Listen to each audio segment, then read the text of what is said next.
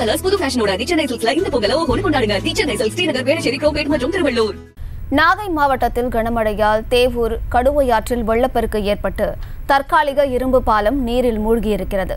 இதனால் கீழ்வேலூர் திருத்துறைப்பூண்டி சாலையில் போக்குவரத்து பாதிக்கப்பட்டிருக்கிறது. இது குறித்தான மேலும் விவரங்களை கொடுப்பதற்காக செய்தியாளர் லெனின் இணைப்பில் இருக்கிறவரிடம் பேசலாம்.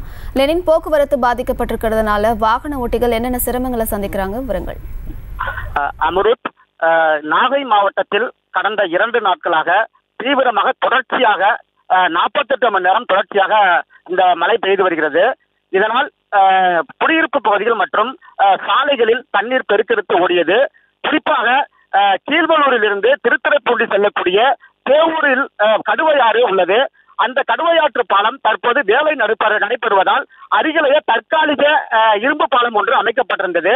இந்த இரும்பு பாலம் தற்போது பெய்து வரும் கனமழையால் கடுவையாற்றில் வெள்ளப்பெருக்கு ஏற்பட்டு அந்த இரும்பு பாலத்தை முழுமையாக மூழ்கடித்துள்ளது.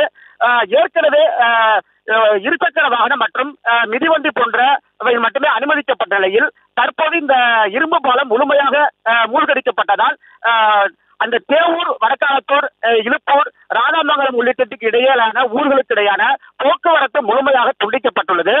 இதனால் வாகன ஓட்டிகள், பொதுமக்கள் மிகுந்த அவதிக்கு அடைந்து வருகின்றனர். இந்த கடுமையாற்றில் மேலும் வெள்ளப்பெருக்கு ஏற்பட்டால் இந்த தற்காலிக இரும்பு பாலம் முழுமையாக அடித்துச் செல்லக்கூடிய ஒரு சூழலை இருப்பதாக பொதுமக்கள் அச்சப்படுகின்றனர். உடனடியாக பொதுப்படைத்துறை அதிகாரிகள் இந்த பாலத்தினை ஆய்வு செய்து உரிய நடவடிக்கை எடுக்க வேண்டும் என்று ஒரு கோரிக்கை விடுத்துள்ளனர்.